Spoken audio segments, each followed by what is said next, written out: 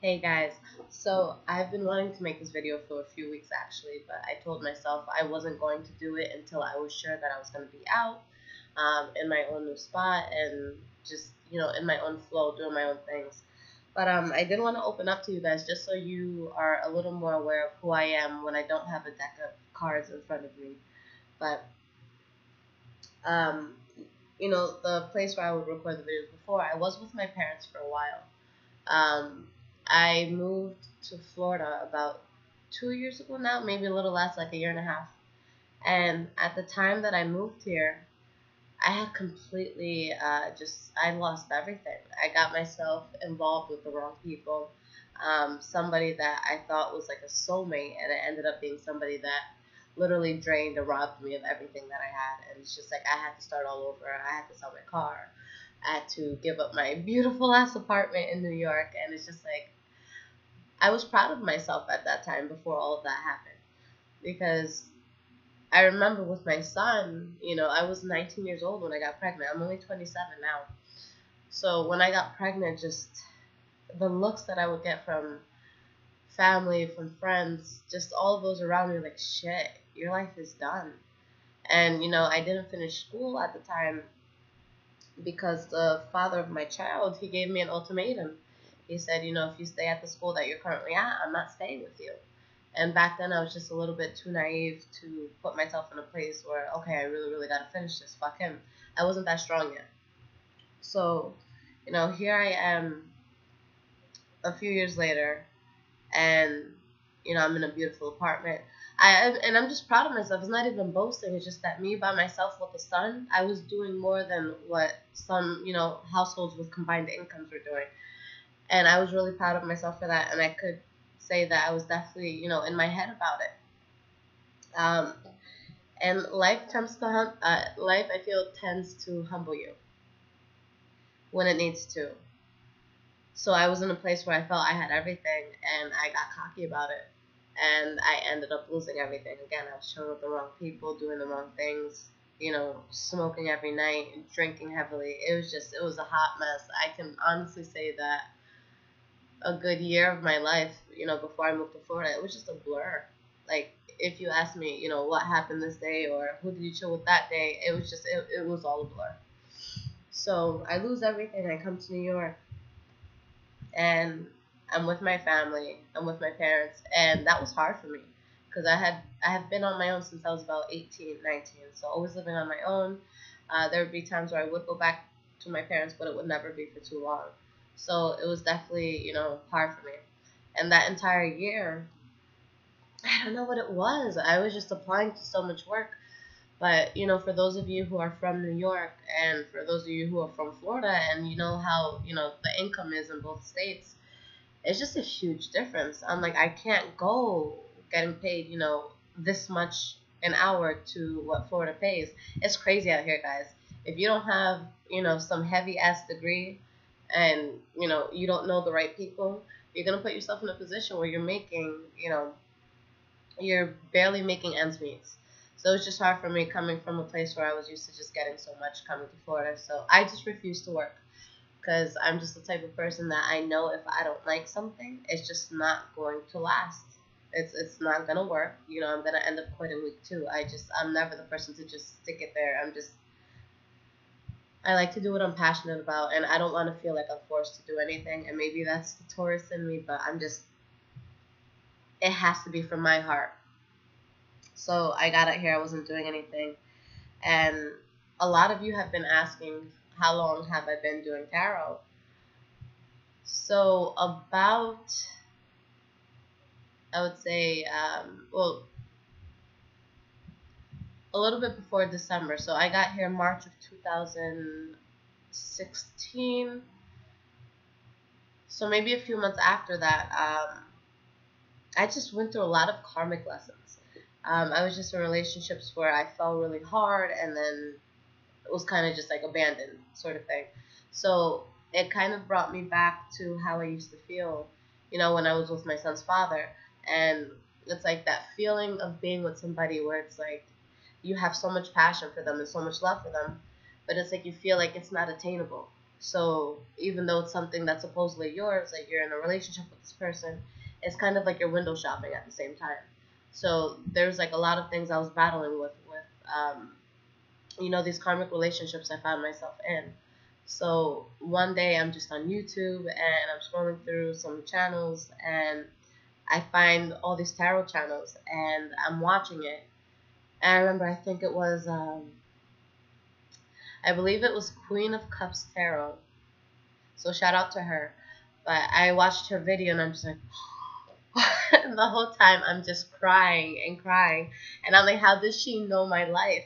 And since then, I became obsessed with tarot. Like, day in and day out, I would spend anywhere from like 5 to 10 hours just immersing myself into it. And I told myself one day, maybe like a month or two later, I'm like, you know what? I really want to get my own deck and I want to learn how to do this. And I'm really, really into this. And so I'd let my friends, be the guinea pigs. I would do readings on them. And it wouldn't always come out too accurate. They'd feel like, what's that? And the funny thing was the cards were always accurate. It's just my interpretation wasn't there.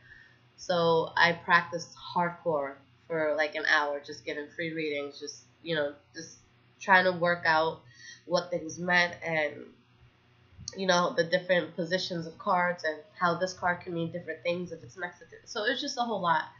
And after a month of just really immersing myself with the cards, I felt like I became fluent in it. Of course, there's still so much I can learn, and I'm so interested in astrology now, and I just want to add to myself as a person in terms of knowledge as much as I can. But I really immersed myself into it, and I started the channel maybe a month after I learned how to read tarot. So, a lot of people, the reason why I tell you guys this is because a lot of people are like, oh, you're young, how long have you been doing it? Honestly, a few months. So, surprise. But, the reason I say that is because it was kind of a conflict for me to get into tarot because my family, again, they're super religious, super against it, and they feel that it's like the devil's work. And I'm just sitting here like, oh my God. Because I'm the type of person that I've always wanted to help people. I've always wanted to find a way to just make a positive impact on people. And it was just such a conflict because I remember even before I started this channel, once I felt comfortable and once I felt like fluent with the cards, I gave a reading to a family friend. And, she was in tears. And she was like, oh, this is so accurate. And it's just like when I got that reaction, I'm like, wow, I can really help somebody with this. So I just went with it against my family's wishes and everything. And it was just tough because, my parents, I love them to death. They have given me a lifestyle that I can only pray that I can give my son. They just went above and beyond. And, I went on a few vacations a year. Every week it was a different restaurant. Like, they took care of me, so don't sit here and think I was, like, abused or anything. My parents are fucking awesome. But they're just set in their ways. They're older, they're set in their ways, and I have to respect that, but they also do respect me as well. So there was one day that a friend of mine, this was actually maybe like 2 or 3 months ago, a friend of mine was telling me about a free meditation class that they were having out here around where I live. So she's like, let's go. And I'm like, okay, this is cool. Like, I'm excited. And I was telling my parents about it because I was still living with them. And they were like, oh, I don't know. It just seems sketchy. Like, you could be letting bad spirits in. And I tried to explain. I'm like, you guys know that prayer is meditation, right? So it's not like I'm not, sacrificing humans or babies or like goats. Like, I'm just sitting in a room and just being silent. So, my dad was pretty cool about it. My dad's kind of just like, my dad is so chill and go with the flow. It's more my mom that she wants to make sure that shit is solid. She's kind of like the strong person in the family. So my dad thinks he's in charge, but she low-key is. So she heard that I was going to the class, and I told her a few times before the class happened that I was going to end up going. And the day that I went, I was walking out and like it was just chaos for the moms out there. That 6 to 7 p.m. time, it just gets crazy in the household. You gotta help with homework, cooking, getting the kid to bed, so all this stuff. And I had told my parents, I had this class, and I was letting them know like a week in advance so that they wouldn't be surprised when I walked out of the house that day.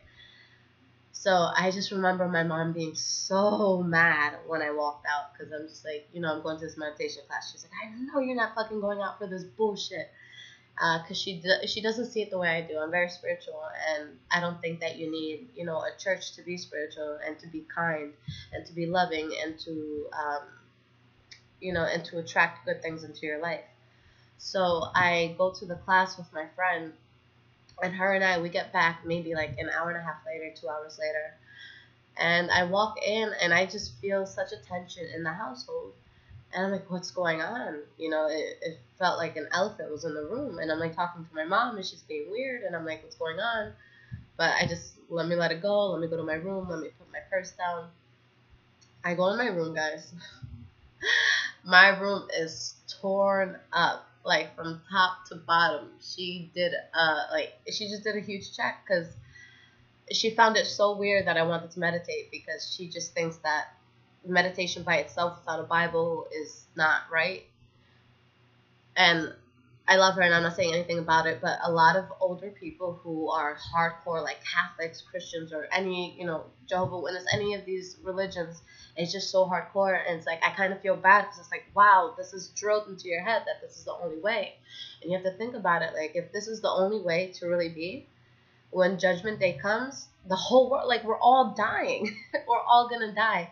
There's so many religions. There's so many beliefs. You can't tell me that there's going to be one person that comes and just kills everybody that didn't believe in that one specific thing. So, yeah, everything's upside down. And she looked at me. She's like, yeah, I caught you. I'm like, yo, I'm 27 years old. You didn't catch me. Like, I put it out of your face so that you wouldn't get upset. This is still something that I'm going to do. It has nothing to do with you. So we kind of just had that talk where she was like, listen, you throw everything out now, and you let me watch you throw everything out, or you move out. And I'm like, well, fuck. So, I just started working hard, and I started coming to you guys. You guys were so awesome, because I got so much great feedback from all of you. The personal readings that you guys have gotten, that's what enabled me to be able to move out. So I'm just like, you know what? I think I'm ready. I was saving a little bit of money. And I came back the next day with the lease in hand. And my mom was just kind of like, oh, shit. Like, they weren't expecting that. They didn't think I had that sort of cushion behind me. So I went ahead and I did that. And, I know that last week or 2 weeks ago, I kept telling you guys, be patient with me. I'm in the process of moving. And the truth was, I wanted to, post a few days ago, like 4, 5, 6 days ago, I wanted to start posting. But the reason I made all this, and I know I'm talking so much. So there was one night here that, like, just moving into this apartment, I always felt very, very comfortable, and it's just like that feeling of freedom. But there was just one night I was hanging out with a homegirl of mine, and I can't explain it. It was just really weird. We're talking, we're chilling, everything's fine, we're laughing, having a beer.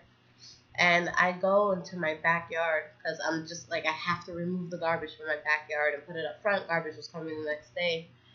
And that time when I was in the backyard, she just left. She didn't say anything. She didn't, let me know. It wasn't a heads up. And like, no, there wasn't any drugs or anything involved. It was like, it was like half a beer that she drank. And she just left. And I'm like, what the hell? What the fuck just happened to her? And, she sends me a message, and she was just like, I had to leave. I hope you understand. And I'm like, what the fuck is going on? So I'm just like sitting on my couch in like disbelief. I'm like, like, I hope she's okay, And, I'm kind of just sitting in silence. The TV's not, just like I am talking to you guys. There's nothing on. There's no radio, no music. Just chilling.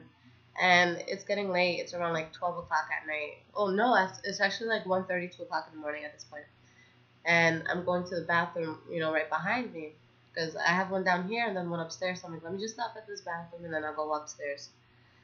So, guys, I go into the bathroom and I hear a door open and close. And I'm like, oh, holy shit, I'm completely by myself. There's doors opening and closing. My son, he's still staying with my parents while I kind of transition and, set up his furniture and all that. So my heart just drops. And I'm like, holy shit, I think there's someone in my house. Because, you know, before I had heard a huge bang by the front door. And I'm just like, I don't know what that is. And so I'm sitting there and, you know, I have two friends that they work overnight in hospitals. So I contacted them and I'm like, I don't know what to do. And I kind of just sat in this immense fear. I couldn't move. I was literally trembling, just in my bathroom, trembling. Like, oh my God, there's someone upstairs. There's someone upstairs. And, you know, I was in the bathroom for probably like an hour and a half. I'm not even going to lie to you guys. And I'm hearing all this shit all around the house. And it's like every time I muster up the confidence to just run out, grab a knife, and go upstairs and just check it out. You know, I'm thinking of all these all these movies where, you know, the white guy runs towards like the noise and then they get killed. And I'm like, well, I don't want to be that person. So I don't want to go upstairs and get killed. I have no idea what's going to happen. My friend suggested saying, you know, who's here? I'm going to call the cops. I'm like, I'm not going to say that shit because what if they hear that shit and they get mad and they run down and like, here I am by myself. Like, I know I work out, but I have no fucking idea what to expect from this person upstairs. And so it's at the point that my phone gets to like 7% and I'm in the bathroom and I'm crying hysterically. And my friend's like, look, I'm here with you now, but your phone's about to die. Your charger's upstairs. You either go upstairs and you check it out or you call the cops. So you have to decide which one are you going to do. And I'm like, fuck. And I was too scared to talk. I was texting this whole time. I'm like, fuck it, call the cops. Call the cops because I'd rather be safe than sorry. And I was hesitating so much. I didn't want to call the cops because I just felt like it was too extreme. And so she ends up calling the cops, and then they bang on my door like 10, 15 minutes later. Oh my God, Florida. Like, if there's actually a killer in my house, I would have been gone, y'all. There would have been no more readings for anybody. But they came like 15 minutes later, and they come in. It's like this whole CSI scene where, you know, they go up and, you know, one's behind the other, guns out, you know, checking every corner. And they don't find anything. But I can't help but feel like, you know, there's some shit. You know, now a few days later that I look at it, it's just, you know, it's always hard getting used to new sounds and houses, just the way houses creak and just the way, you know, it sounds when your neighbors do things. So now I know, you know, when the AC turns on and a door like closes, it's because, you know, the central air just went on. So I see that now. But, you know, I woke up the next day, and that was the day that I was supposed to get back and do some readings. And I can't explain the trauma that I felt. And I'm like, why do I feel this? Like, why do I feel so scared knowing that everything's okay? And this is where I'm going to get a little personal with you guys. So, you know, I've said it. There's a video called The Story of Lisette Moronta that I posted maybe a month or two ago that you guys can go see. But things were not good with my son's father and I. And, you know, I always say it to this day that we would have made the best of friends. But we didn't, like, take time to be friends. We kind of just jumped into the romantic aspect of things. So it was a very abusive relationship. You know, we both had faults. And he was just always a very, very persistent person. You know, if he wanted something, he would go to any extreme to get it. So there was just one night that we had the worst argument ever. It was just so bad. It was like one of those things that I knew that the relationship was going to be over soon. And there were just so many harsh words exchanged. You know, I got out of work, and I used to work at Nordstrom. And I don't know if any of you are familiar with Westchester, but I used to work at Nordstrom in the Westchester Mall in New York. And I used to park at a supermarket across the street. And like way back in their parking lot because I didn't want to pay for parking at the time. So I'm walking to my car, and right as I'm about to get in, someone grabs me. And it was him. It was my son's father. So he grabs me. And it was just this whole argument. And like I had just bought makeup from MAC. Like he took the shit, he broke it, he stole my phone. Like, and this whole time I was so traumatized because there was a lady watching the whole thing happen. And I'm like, help me. And she's just staring. And she looked at me as like some ghetto ratchet girl. And I'm just like, look, you see me dressed up nicely. Like, you see that I'm a professional that just got out of work, that's being attacked by a man. And there was at least 5 to 10 people who walked by and saw it, but she like literally just watched the whole thing, and she let it go down, and nobody did anything. So like the helplessness I felt that night was crazy. So I ended up getting my phone back, and I just remember that night, I didn't hear anything from him after that happened, and that was weird to me because he was just like I said, crazy and very persistent. So I get home, and my mom, she sees the way I'm feeling, and she's like, what's that? Enough is enough. She was like, you've been crying every day for like a year or two. Like, just give me your phone, take a nap, like go to sleep rather, and we'll deal with this in the morning. So I woke up the next morning, and I saw that he hadn't messaged me all night. And, for you guys who are still with me right now, you're going to be like, okay, well, that's a good thing. He was crazy. You should be happy he's not messaging you. But to me, I'm like, no, he's persistent. If he's not messaging me, it's because he's plotting. There's something else that's wrong. So I'm sitting there, and I don't know why, guys. I feel this really, really, really heavy, uneasy feeling, and I couldn't let it go. And I just didn't know what to say to my brother and my mom, who were still home. But they're getting ready for work, and they're about to leave the house at the same time. And when I see that they're about to walk out, I'm like, wait. And they're like, what happened? And I told my brother, I'm like, before you leave, can you please check every inch of the basement? We had a really big house. It was 7,000 square feet. We had like 8, 9 rooms. We had, mad bathrooms. It was a big house. So my brother looks at me like, what the fuck was that? But, he's not going to take something like that lightly. So he goes into the kitchen, he grabs the biggest knife he could find, and he goes downstairs. A minute later, this guy comes up with my son's father behind him. And I'm like, holy fucking shit. Like, this guy done made a bed for himself. We had a gym. He opened the closet in the gym, and this guy had pillow there, like blanket. And I was just like, I couldn't explain the disbelief, the fear, like everything that I felt. Needless to say that was the last day I ever spoke to him for a long time, for years. And so I was just so traumatized. Like, he broke into my house in the middle of the night, made himself a fucking bed in my basement. And honest to God, I feel that I probably would have died that night. Okay? I'm more than sure that I would not be here if my intuition did not say, check the basement. So my dad, he worked like 10 minutes away. My brother called him and told him what was up. My dad got home in like 2.5 minutes. I don't know if he called like a local helicopter or like what happened, but that's the fastest my dad has ever gotten home from work. And he made sure, he took him to the train station. He was like, you gotta go. And he sat there and made sure that this guy got on the train and left, And after that, like, we had to make sure every window was closed, every crack crevice was closed, And I just lived in fear for a long time. Like, when is he going to show up? And for years, even when I'd be on dates, it's like I would turn over my shoulder and I'd be like, is he in here somewhere? So I had that fear with me. So the reason I'm telling you guys this is, that all came back to me when I was in the bathroom because I heard stuff. And I'm just like, shit. And it's not him. I don't fear him anymore. Like, that's done. That's over with. Like, we're just in a place where we're both kind of doing our own thing. And we're just going to let time heal us. And not so much heal us because we're both over the relationship. But just let us go towards our own separate journeys. But this is a journey that has to happen, again, separately. This is not something that we can do together at this time. So it just showed me, there's things that we sweep under the rug, and there's traumatic things that we go through, and we think that we're 100% over them.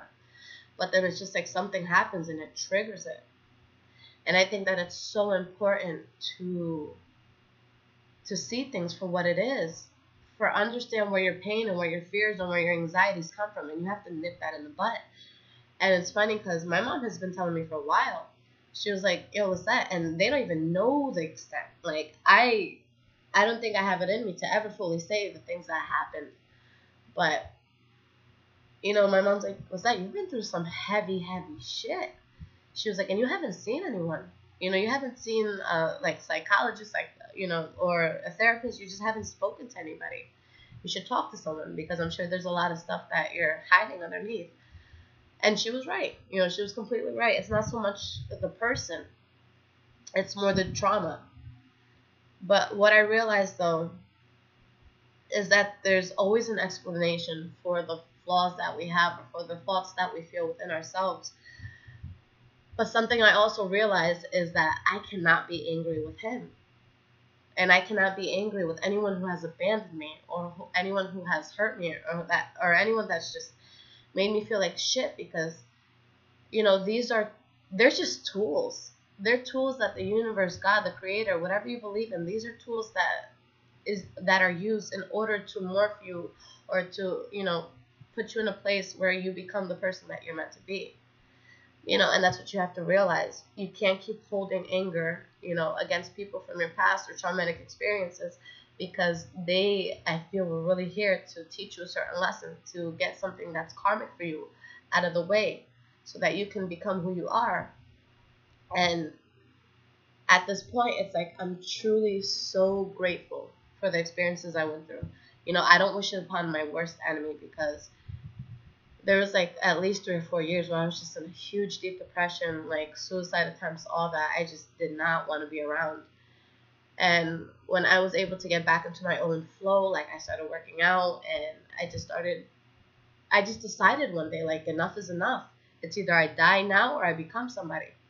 But I'm done feeling bad for myself. So I decided to become somebody. So I started working, and yeah, I hit a lot of roadblocks. Yeah, there was jobs that didn't work out. But deep down inside, I always knew I wasn't meant to work for anybody. I can work with people, and there's a huge difference. And not even like, I've done the retail thing, I've done the restaurant thing, and I give so much credit to those people that do it, because those are probably like the hardest jobs that you can do. But, my dad's like, it's that I believe in you. And I believe that you can do very, very well, but you just got to figure out what the hell, you're going to do. So I just felt like I wanted to tell you guys that, because, I talk to a lot of you a lot, and I get a lot of emails from you guys, with traumatic experiences that you went through. And I kind of want to tell you that at the time that you're going through it, you don't see that light at the end of the tunnel. You think that this is the end for you. You think that nothing good can come from, this place that you're in. But you have to also realize that the bigger your problems are, or the bigger the trauma is, and I'm going to say God because that's personally who I believe in, the bigger things are, it's because God needs to prepare you for something that is the same magnitude for your success. I was saying this, in a Virgo video that I just posted. But the only thing between you and success is literally you. Success is not, knowing people. It's not, going to this particular school or this particular place. I know people that went to the best schools, okay? And they're sitting here working retail jobs. This shit is not easy. What's really going to make you guys successful, what's really going to get you to the place that you want to be at, is you following your passion. And sometimes you can't be looking at those around you to validate what it is that you're doing. Because especially for those who are doing something big, talk to anybody successful. I bet 90% of them are going to tell you, my family, my closest family was against it. My friends were against it. And it's hard to try to make something happen.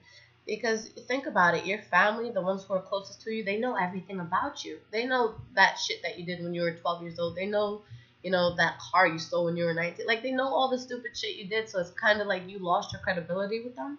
So take what they say with a grain of salt, but don't let their fears of your success project onto you. Okay, so I was just kind of in a place where I'm like, my family doesn't agree with what I do, but I'm finally happy and I'm finally able to, put food on the table, because there was times when I lived when I lived with my son in an apartment in New York before the really nice one I had.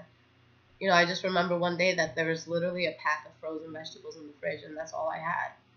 So, I've been to the point where I know what it feels like to kind of just be hungry and just wishing you could just go down the street to the nearest Dunkin' Donuts or McDonald's and get food, but you can't. So there's a lot that I had to overcome in order to be who I am. So, I want to tell you guys this because all those messages I get about, the inspiration I provide and the motivation I provide. I just want you to know that that comes from trials, and that comes from tribulations, and that comes from heartaches, and that comes from pain. And I guess I'm making this so that you guys realize that I'm real, you know? And I know that sounds funny, and I don't mean to come off as narcissistic or anything like that by saying that, but it's just I see every single comment that comes. And, 95% are positive, but there's going to be your little internet trolls and stuff like that. It's just saying, you're going about this the wrong way, you're going about that the wrong way. Like, why didn't you do this today? And it's just a reminder, listen, I'm human, and I know I fuck up sometimes. It's just who I am, and who's meant to be in my life is going to love me for it. Okay, I'm not here to please anybody. And the reason why I know I'm going to be successful, and I'm not talking about financially, I'm just talking about in terms of emotional fulfillment. The reason why I know I'm going to be successful is because everything I do is with pure intent. Okay, and I know that I'm not going to please anybody. So for those people that get on my comments and they're just like, oh, well, fuck you, and this, and that, and the third, and just getting all mad, like, thank you for your energy. I'm honored that you took the time out of your day, to say this crazy shit to me. But it's just like I'm kind of gassed right now because it's like, wow, I stirred up a complete stranger, and that's powerful, guys, and stuff like that. For those people that aren't in tune with what I'm doing, just know that it gives me motivation. Whether you're saying something good to me or whether you're saying something bad to me, it's motivation because I know that I have something I got to do.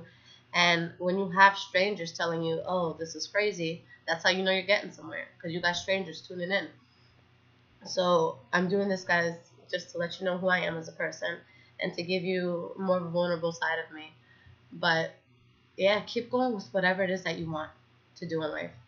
All right, whatever dream that you have, you can attain it. Whether it's like me, a short-term goal was just to get the fuck out of my family's house. Just manage yourself. So many of us, oh, I wish I could have my own apartment. Oh, I wish I could have my own car. Oh, I wish I could have my own house. You probably could, but your budgeting probably just sucks. Because my budgeting was terrible. I was spending 95% of my income. But, I got myself a little app, and then I started to see where my money was going, how it was coming in, and I'm like, oh, shit. I spent $500 last month on going out to eat. It's shit like that you can cut out. So once I started doing that, and once I started just becoming more organized, I'm like, yo, I can literally get anything I want. Because it's just you have to know where your shit is going. You gotta make money work for you. Don't work for money. Let it work for you. So it's just like I feel like I've gone through so much growth. There's still things that I'm battling. I still have my demons. I still have my insecurities. Okay, like when a person abandons you or they don't talk to you anymore or it's just like a situation ends, we always want to tend to question ourselves. Well, what's wrong with me? What did I do? Why couldn't I just get past this? Why couldn't I be good enough for them? But it has nothing to do with you. When someone does something like that, it's because they're hurt. It's because they have something that's really fucked up within themselves. And you have to be strong enough to realize that we're all fucked up sometimes. Okay, so don't take things so personally. When somebody's fucking with you, it's because there's something going on with them. So just let go, let God, and just release it. Okay, and keep on moving. And it's at the point right now that although I do have, my insecurities about certain things in life, when something bad happens, I literally just stop and I go, because I know at the end of the day, I'm only responsible for myself, and that's the only thing that I can, control. And I'm always praying. I say this daily to God. I'm like, God, whoever or whatever is in my life that does not serve me, rip them out. And God always rips them out, and that's always why it's painful for me, especially me as a Taurus, that I like stability and I don't like abrupt change. But I pray that every day, and people are constantly getting ripped. So it's painful, but, what's going to be worse? Slowly taking the Band-Aid off or just ripping that shit off? So that's what God does for me. He rips it off. So, yes, guys. Late night confessions. I love you all, and I just wanted to make this so that you can get more of a sense of who I am. But thank you guys so much for all the support. Out of all the social media platforms that I have, this is the most support that I've gotten. And it's amazing to me. You guys are saying, greetings from Saudi Arabia, greetings from Africa, greetings from India. Like, guys, that's so fucking cool. And I hope one day that I can just travel the world and, do meet and greets with everybody because I just think that would be so awesome. And it's something that I'm itching to do. All right. So, again, thank you for everything that you guys have done. You guys have given me my power back. You've helped me get my power back. So I'm internally grateful for that. And just know that anything it is that you want to do, it doesn't matter how dark your life was, it doesn't matter how bad the circumstance was, you can get through it. And I'm proud of myself because this is the first time I've been able to tell my story and not cry. So that shows progress. I love you guys.